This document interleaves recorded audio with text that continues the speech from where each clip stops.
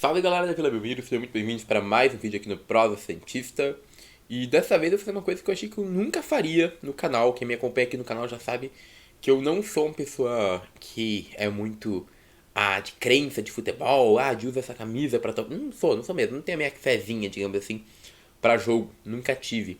Mas hoje eu vou falar uma coisa que eu achei que eu nunca ia falar. Pra quem não sabe, eu moro muito longe da vila, eu moro em São Paulo, né? E não tenho carro, então jogos em horário muito assim, tarde, pra mim é quase impossível de ir, principalmente no meio da semana. Então por isso que quase eu nunca vou na vila. Mas pra você que quase sempre vai na vila, eu tô aqui pra te fazer um pedido antes de começar o pós-jogo. Amigo, leve sal grosso e passa sal grosso até na tua mãe, na Vila Belmiro. Pelo amor de Deus. A gente tá precisando ao extremo. Cara, o que a gente viu hoje do jogo do Santos cara, é quase impossível de explicar. Porque teve um gol em que o Santos foi claramente prejudicado. O gol impedido do Santos não tem justificativa, não tem explicação. Você pode ver que a própria central do apito tentou dar uma explicação e não conseguiu. Eles mesmos já ficaram. Foi prejudicado. Hoje o Santos foi arduamente prejudicado pela arbitragem, mas não vou ficar falando de arbitragem aqui 60 minutos, vocês sabem disso, que eu não faço isso, vou fazer um pau-jogo muito mais coerente. E o Santos fez um jogo pau a pau com o Inter, que. Rei Rex, mas se bobear tem mais time sim que o Santos, não tá pagando o time que tem, mas tem mais time que o Santos. Né? Só você pensar que na lateral direita deles, eles têm o Bustos, que a gente pediu para ser nosso lateral direito titular, o sonho de consumo de boa parte da torcida santista. Na esquerda tem o René, que para mim é abaixo do Lucas Pires, mas sim o Lucas Pires também seria com certeza o titular absoluto do Santos. No meio tem Edenilson, seria titular no Santos. Depena seria titular no Santos. Uma série de jogadores que sim seriam titulares no Santos, tá? Então o Inter hoje é superior ao time do Santos. Superior, ou pelo menos pau a pau, mas eu diria até superior, tá? Ao time do Santos, sim. Então, a gente ter feito um jogo pau a pau com eles é importante, mas hoje é um dia pra gente sair com a vitória. Porque o Santos, de fato, pra mim, pelo menos, jogou melhor do que o Inter. Não tô falando que o Inter não teve bons momentos, teve, mas pra mim o Inter só teve bons momentos porque o Santos não conseguiu converter os momentos dele, tá? E mais do que isso, o Santos mostra uma falta de habilidade em finalização no jogo como um todo, que pode ser muito bem exemplificada quando a gente pega número de defesas. O João Paulo faz milagres. E o Santos tem chances tão claras contra o Inter, mas não obriga o Daniel a fazer milagres. Por quê? Porque o Santos finaliza extremamente mal. E isso é um problema. O Santos tem que definir as jogadas de um jeito melhor, gente. Quando eu falo que tem que passar sal grosso, eu falo por algumas outras jogadas. Por exemplo, o Angulo perdeu um gol hoje. Perdeu um gol feito, né? Aquele que bate no ombro dele lá. Mas, cara, qualquer outro jogador, qualquer outra jogada, qualquer outro time que não tá com uma zica daquela, a bola bate no ombro e entra. A jogada do Pirani que o Lucas Pires chuta, bate no cara e bate na trave. Cara, eu não vi uma jogada acontecer aquilo, cara. Tinha que entrar aquela bola, não faz sentido não ter entrado. E não entrou. A outra jogada também no final com o Lucas Barbosa, que chuta bem pra caramba, pega na frente do gol e chuta totalmente mascado. Cara, são jogadas que não fazem sentido, sabe? Então, realmente parece que tem uma zica hoje no Santos e eu sei que eu odeio esse papo de zica, mas parece que tem uma zica no Santos hoje, tô sendo bem sincero aí. E eu não tô nem ficando falando de roubo, essas coisas aí, a gente pode, sei lá, falar depois, mas não é o foco do vídeo, eu tô falando que, cara, eu que gosto de falar de tática, que gosto de... tenho que falar, tá estranho. Desde o jogo do Ceará, o Santos criou mais, foi prejudicado sim pela arbitragem também, numa falta que não existiu. Depois perde um gol claro com o Angulo e acaba o jogo. Aí vai contra o Banfield. Cria. Amassa, perde gols incríveis dentro do gol. E aí é salvo pelo empate do outro jogo. Também teve incompetência do Santos nesse jogo. Contra o Palmeiras, vai lá, faz o gol da vitória.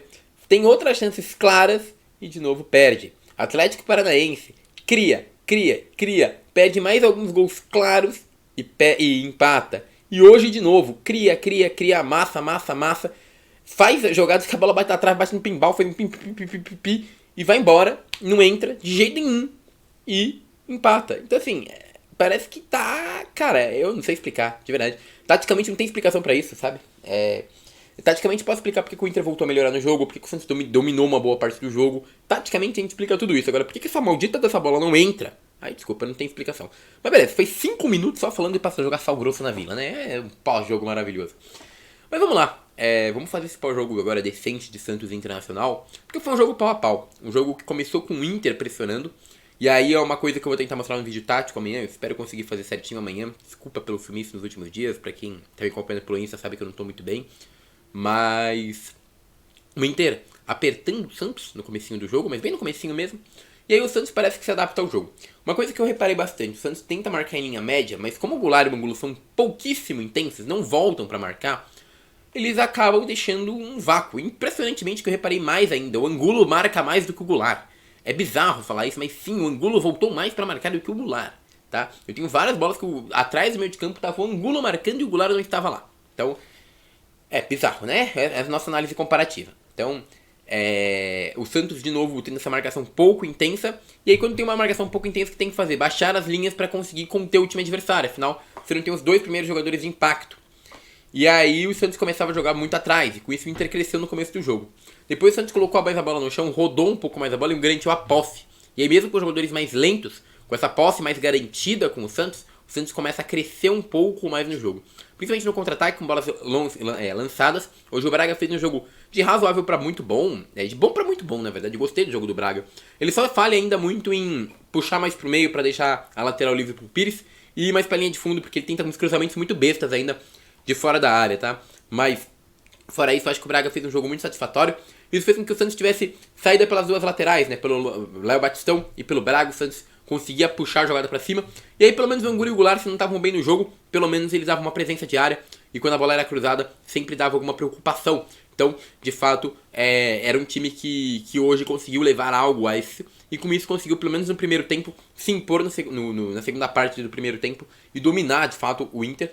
Não à toa faz um gol que é totalmente e incorretamente anulado, tá? Foi um jogo que estava legal e foi dado um impedimento que as linhas nem fazem sentido. Na própria linha de imagem do VAR não bate essas linhas, então amanhã, talvez um dia eu grave um vídeo falando do áudio do VAR, porque é absurdo o gol que foi tirado do Santos. E vem pro segundo tempo dominando o jogo de novo, mantendo mais a posse, mas aí a gente já vê como que o físico do Batistão tava pegando, ele não conseguia mais puxar jogadas que ele tava puxando, e de fato tava óbvio que o Goulart e o Angulo prejudicavam o time. O Bustos tirou, botou o Juan e o Lucas Barbosa, e pra mim uma coisa que é triste, mas é interessante de ver, é que muitos falam, é óbvio, é só não botar o Angulo e o Goulart, bota o Juan. Cara, eu até sou a favor disso, tá? Eu quero deixar claro que eu sou a favor disso. Mas o Juan hoje entrou muito mal. O Juan, se bobear, entrou pior. Não sei se pior que esses dois, porque os dois foram muito mal. Mas entrou tão mal quanto. O Juan foi muito mal na partida. Muito, muito mal. Então, assim, é aquele negócio. Eu acho que não é trivial. O pessoal trata muito como a burrada do Bustos. O Bustos é burro. Mas a gente viu hoje, o Juan entrou mal. Então, o Santos tem um elenco limitado. O treinador faz um trabalho de organização tática que o Santos não apresentava há muito tempo. Tem que voltar a ter resultados. Mas organização tática teve hoje no primeiro e no segundo tempo, coisa que o Santos não tinha no ano passado e coisa que o Santos está conseguindo formar com o Bustos. Então é óbvio que eu não vou falar aqui fora Bustos, pelo menos por agora o trabalho é bem satisfatório, tá? Deixando isso muito claro aqui nesse começo de vídeo.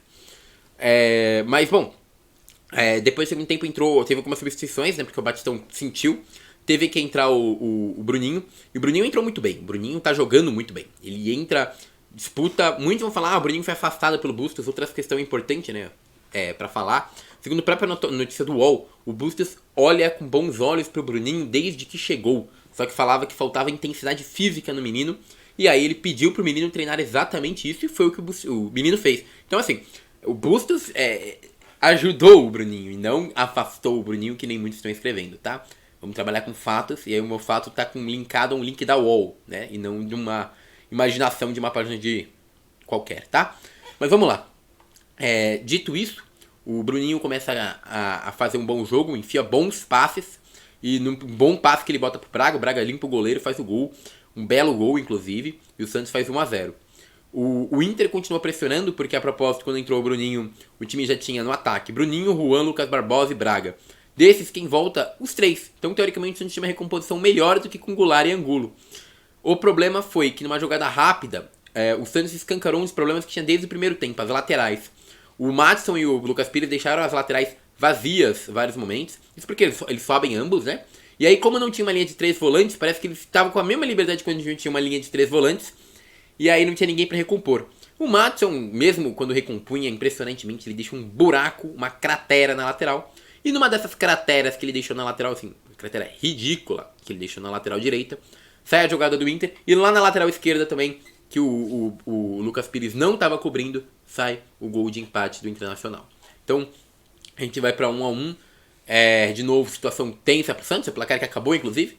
E o Santos tenta substituir pra incomodar o Inter. E pra mim aí o Bustos até...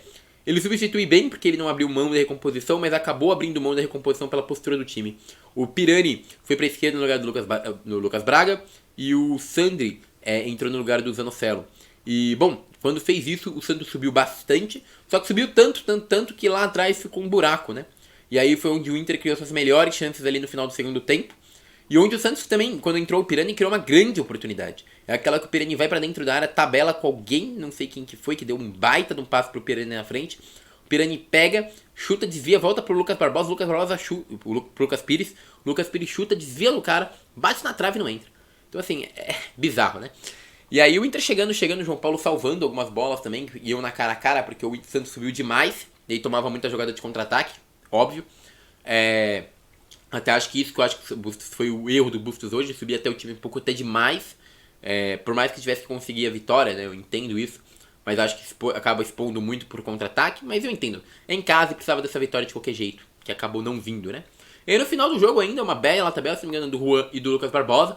O Lucas domina dentro da área, sem ninguém, só frente a frente com o goleiro. Ele que é ótimo em finalização, chuta mascado e cai no pé do Daniel. Na mão, né, na verdade. E, cara, é isso. Infelizmente, um jogo onde o Santos, na minha visão, de novo, jogou melhor, fez o gol que precisava, foi prejudicado pela arbitragem, fez o outro gol, perdeu gols e não saiu com resultado. Famoso jogo que o Santos vem fazendo sempre. Joga bem, perde gols e não leva a vitória.